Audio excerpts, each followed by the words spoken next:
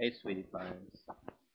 Judith Butler is creating a new an ethics for post-identity world.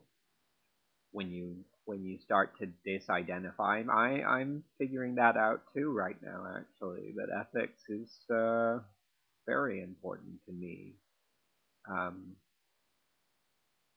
if you disidentify from these categories of male and female, and especially if you give up the politically correct politics of the left.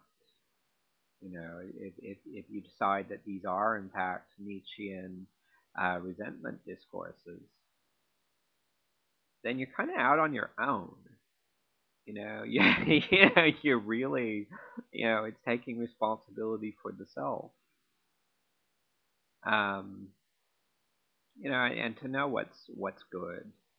Because it's no longer, we were brought up to support the underdog, right? Kind of that's liberalism. That's the task that the left leaves to us is to be sorry and to be guilty, to pay for the sins of our categories. Whether that category is middle class, or whether that category is white, or whether that category is male. All you can do is have a bad conscience, which, as Nietzsche has pointed out and so many others have built upon, bad conscience or self-hatred, that's just a horrible mechanism of society. That's the worst thing, bad conscience. So you take all these people that want to be progressive and people who want to change the world, and what do? You give them a bad conscience. You just take their power and turn it against themselves instead of uniting with them in emancipation, instead of realizing that it's not just the underdogs who need to be emancipated, but all of humanity needs to be emancipated, especially the males. Masculinity is a horrible straitjacket. Of course, males will abandon it as soon as they can, as soon as there's a fucking place for them to go to. Hello. You want.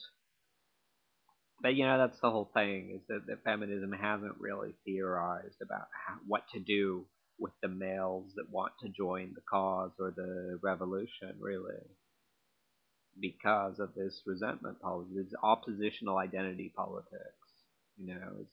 Feminism is compromised. It needs the male to be what it is. It needs the male as the opposition. It needs the man as the opposition.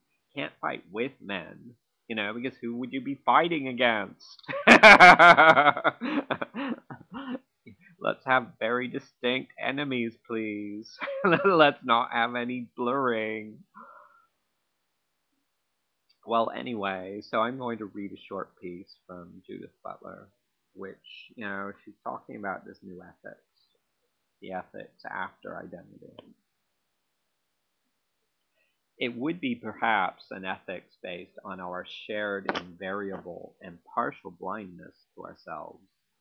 The recognition that one is at every turn not quite the same as how one presents oneself in the available discourse might imply in turn a certain patience with others that would suspend the demand that they be self-same at every moment.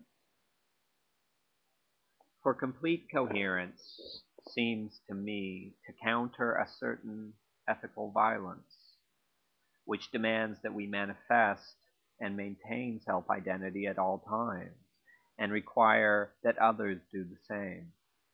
For subjects who invariably live within a temporal horizon, this is a difficult, if not impossible, norm to satisfy. The capacity of a subject to recognize and become recognized is occasioned by a normative discourse whose temporality is not the same as a first-person perspective.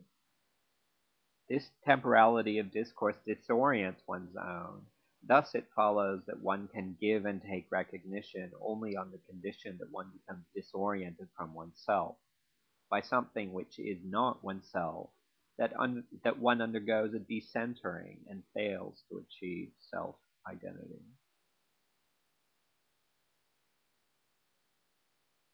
So, sweeties, have a good night. I don't know if I'm going to put anything else up.